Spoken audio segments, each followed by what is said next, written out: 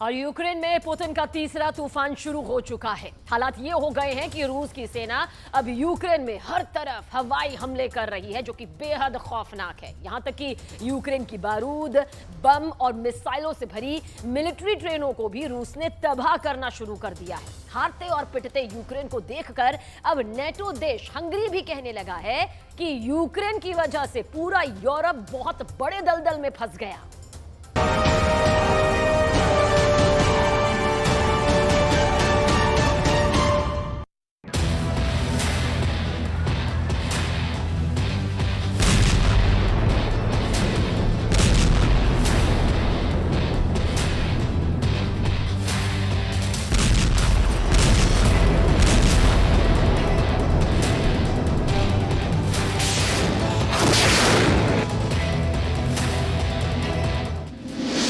उड़ा दी बारूदी train, Hungary बोला हारा यूक्रेन। 18 महीने से रूस के तूफानी हमलों ने यूक्रेन के 45% तोपखानों को तबाह करने का दावा किया है। अब तो हालात ये हो गए हैं कि रूस यूक्रेन के बेहद अंदर घुसकर यूक्रेन के सैन्य ठिकानों पर हमला कर रहा है। जरा देखिए, यूक्रेन के डोनेट्स्क इलाके में एक यूक्रेनी सैन्य ठिकाने पर रूस की मिसाइलों ने कैसे यूक्रेन की बारूदी ट्रेन को धमाके से उड़ा दिया है। रूस के रक्षा मंत्रालय ने वीडियो जारी करते हुए दावा किया है कि यूक्रेन के इस मिलिट्री ट्रेन में यूक्रेन की मिसाइलें और तोपखाने के हजारों गोले मौजूद थे, जिसे रूस ने सतह से सतह पर मार करने वाली एक मिसाइल से उड़ा दिया है। रूस का दावा है कि मिलिट्री ट्रेन को धमाके के साथ उड़ाया गया है, जिसमें 30 यूक्रेनी सैनिक जलकर राख हो गए हैं, जबकि यूक्रेन के 10 बख्तरबंद वाहन और सैकड़ों मिसाइल धमाके में तबाह हो गई हैं।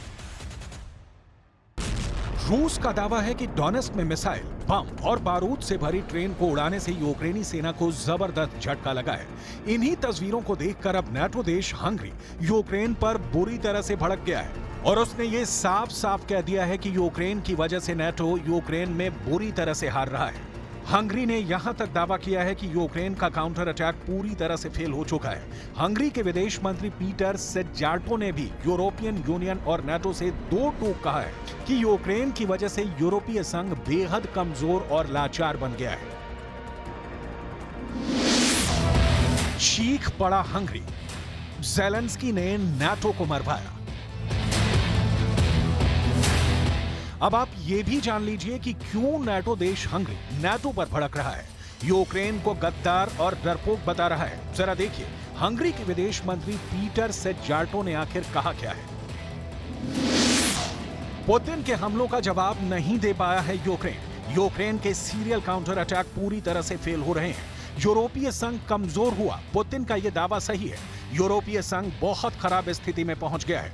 रूस पर प्रतिबंध लगाना नेटो और यूरोप की बहुत बड़ी गलती है। यूक्रेन को हथियार देना पश्चिमी देशों का एक बड़ा गलत फैसला है।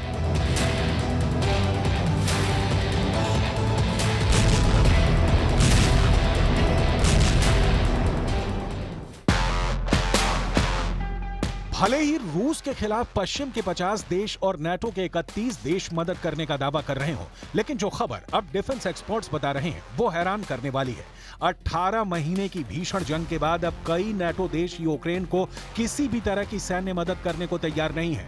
हंगरी अब पहला ऐसा नेटो देश बन चुका है जो यूक्रेन का खुलकर विरोध कर रहा है। हंगरी ही वो देश है जो नेटो पर भड़क रहा है। हालांकि नेटो देश पोलैंड, लिथुआनिया, लातविया 3 ऐसे देश हैं जो सबसे ज्यादा यूक्रेन की सैन्य मदद करने में जुटे हैं। पोलैंड के राष्ट्रपति ने तो मिलिट्री परेड में ही ऐलान कर दिया है कि बेलारूस से सटी सीमा पर पोलैंड के 10,000 स्पेशल फोर्स के कमांडो जंग करने के लिए पहुंच चुके हैं।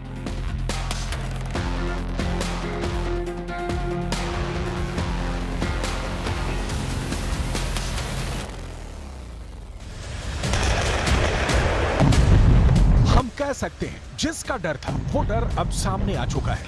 पुतिन का रूस बेलारूस की जमीन से तीसरे विश्व युद्ध की शुरुआत करने जा रहा है। अमेरिका की कठपुतली बना नेटो देश पोलैंड इस वक्त रूसी मिसाइलों, तोप, टैंक और रॉकेट आर्मी के निशाने पर है। हालात ये हो गए हैं कि एक तरफ रूस यूक्रेन पर पिछले 45 दिनों से ऑपरेशन जेड चला रहा है, जिसकी वजह से यूक्रेन के दक्षिणी इलाके में रूस के 1 लाख सैनिक, 555 तोप और 1800 टैंक के साथ भयानक हमले कर रहे हैं। लेकिन इधर रूस ने बेलारूस में मौजूद 8000 वैगनर के स्पेशल लड़ाकों को पोलैंड की सीमा के बेहद करीब भेज दिया है।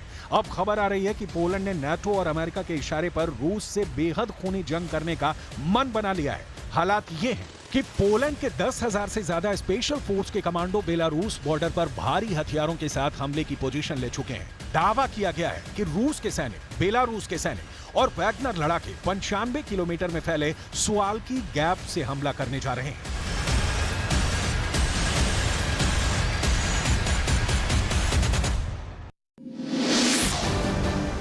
मारा जाएगा पोलैंड, बेलारूस से तीसरा युद्ध। पोलैंड के राष्ट्रपति आंद्रेज डूडा ने सेना की परेड के जरिए रूस को धमकाने की कोशिश की है।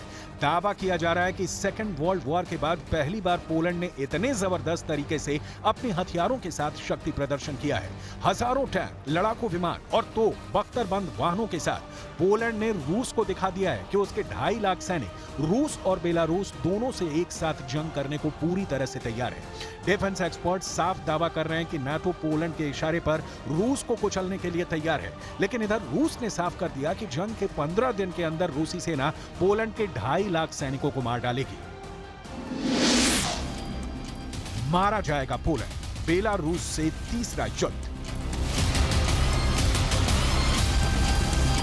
अब आप ये भी जान लीजिए कि अचानक रूस की तरफ से पोलैंड पर भयानक हमले की तैयारी क्यों हो रही है और क्यों रूस के राज्य ड्यूमा के सदस्य और पूर्व सैन्य कमांडर एंड्री गोरोल्योव ने पोलैंड को मटियामेट करने का दावा किया है। जरा देखिए रूस के पूर्व सैन्य कमांडर एंड्री गोरोल्योव ने पोलैंड पर क्या कहा है। एंड्री गोरोल्योव ने पोलैंड को धमकी दी है, सब कुछ बुरी तरह से तबाह हो जाएगा। रूस के कलिनिनग्राड इलाके में पोलैंड ने सैनिकों की तैनाती करके नई जंग शुरू कर दी है। जंग की आड़ में यूक्रेन के इलाकों पर कब्जा कर रहा है। रूस इसे बर्दाश्त नहीं करेगा। रूस पोलैंड को बर्बाद करने में जरा भी नहीं हिचकेगा।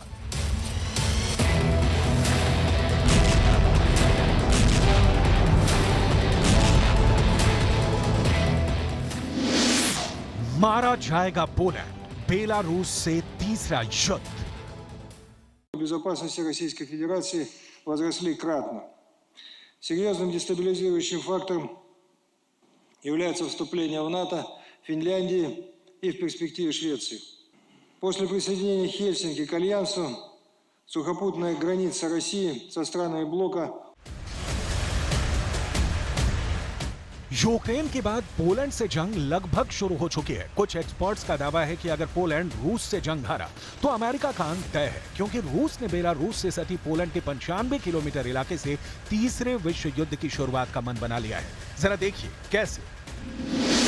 बेलारूस से सटी पोलैंड और लिथुआनिया की एक सीमा रेखा है जिसे सुवाल्की गैप कहा जाता है। पोलैंड और लिथुआनिया की ये 95 किलोमीटर लंबी सुवाल्की गैप सीमा रेखा बेलारूस और रूस के सबसे किलाबंद कलिनिनग्राड के बीच लिंक है, जो रूसी इलाके में आता है।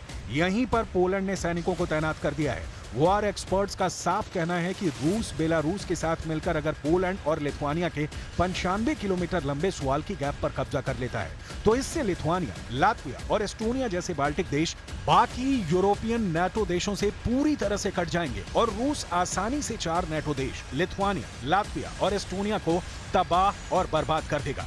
कुछ डिफेंस एक्सपर्ट्स का दावा है कि सुवाल्की गैप बहुत संकरा रास्ता है। रूस और बेलारूस मिलकर नाटो की भारी सैन्य मदद को तबाह कर सकते हैं, रोक सकते हैं। कई रक्षा विश्लेषक मानते हैं कि अगर नाटो देशों और रूस के बीच टकराव हुआ तो सुवाल्की गैप से रूस तीसरा विश्व युद्ध शुरू कर देगा।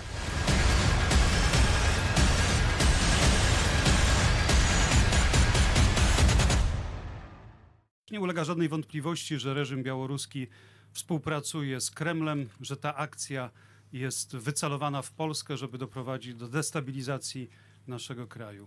Ale też jestem przekonany, że ta akcja się nie powiedzie ze względu na służbę Wojska Polskiego, ze względu na to wszystko, co związane jest ze wzmacnianiem. NATO से जुड़े पोलैंड के राष्ट्रपति आंद्रेज डूडा को भी पता है कि रूस से जंग करना आत्महत्या के बराबर है। आंद्रेज डूडा मानते हैं कि पुतिन का रूस यूक्रेन जंग में नाटो, अमेरिका और पश्चिमी देशों की सोच से कहीं आगे की जंग कर रहा है। रूसी सांसद एंड्रे कार्पोलोव का भी दावा है कि पुतिन हर हाल में पोलैंड की सीमा पर मौजूद सुवाल्की गलियारा, जिसे सुवाल्की गैप कहा जाता है, उस पर कब्जा करना चाहते हैं। रूस के सामने पोलैंड की सेनाएं 24 घंटे भी नहीं टिक पाएंगी। इसी खतरे को देखते हुए नाटो ने रूसी हमले से पहले ही अपनी फौजों को वहां पर तेजी से तैनात करना शुरू कर दिया है। इन तस्वीरों को देखकर आपको अंदाजा हो जाएगा कि पोलैंड पर रूसी हमले का खतरा कितना ज्यादा बढ़ चुका है।